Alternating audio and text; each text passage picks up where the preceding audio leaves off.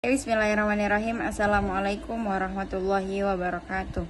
Perkenalkan, nama saya Saskia dengan NIM 222222055 dari kelas semester 4C.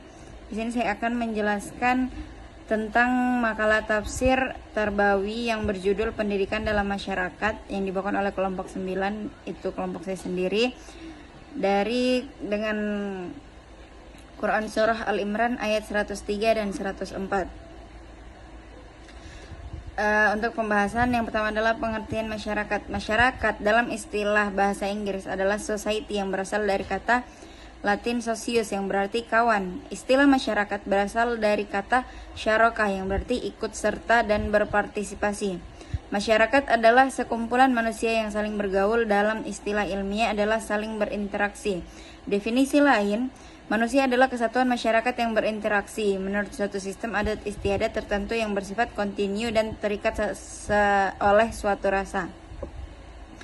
Identitas bersama.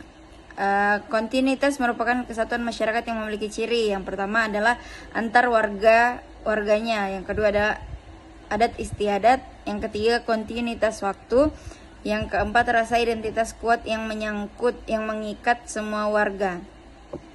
Selanjutnya, aspek-aspek nilai kemasyarakatan secara umum. Yang pertama adalah pembawaan sosial, B. kecenderungan meniru dan saling bergaul. Yang ketiga, yang C. tolong menolong dan simpati, D. hasrat berjuang. Yang terakhir, hasrat memberitahukan dan menerima kesan.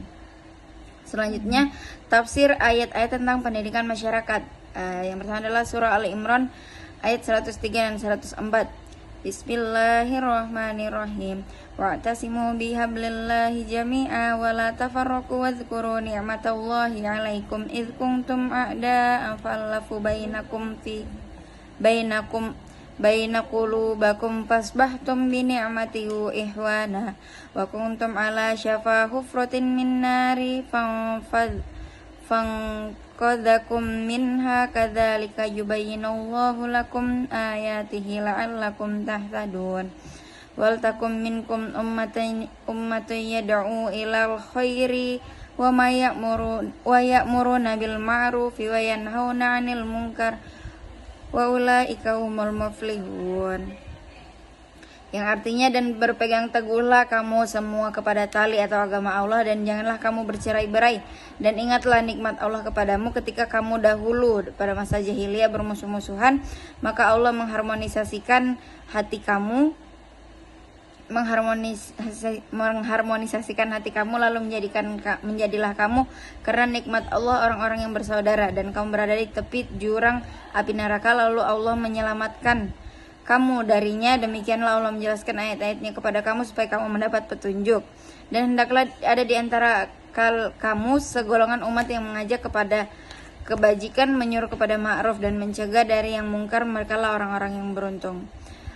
Selanjutnya, asbab nuzul ayat diriwayatkan oleh Al-Faryabi dan Ibnu Abi Hatim yang bersumber dari Ibnu Abbas bahwa ketika kaum Aus dan Khazraj duduk-duduk, berceritalah mereka tentang permusuhannya di zaman jahiliyah, sehingga bangkitlah amarah kedua kaum tersebut. Masing-masing bangkit senjatanya saling berhadapan, maka turunlah ayat ini.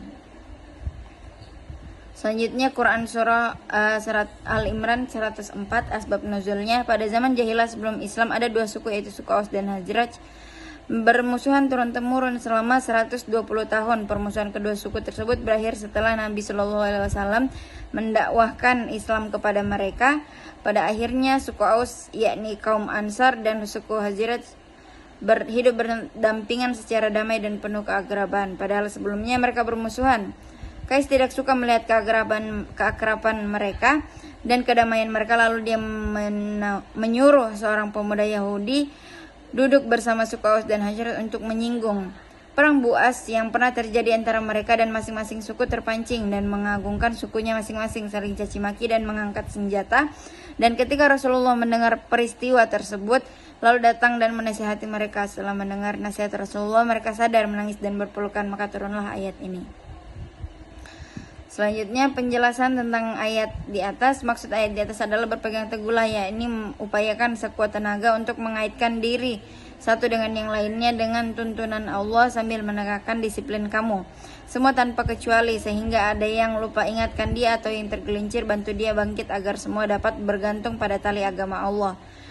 Atau kamu lengah atau ada salah seorang yang menyimpang, keseimbangan akan kacau dan disiplin akan rusak. Karena itu bersatu padulah dan janganlah kamu bercerai-berai dan ingatlah Allah kepadamu.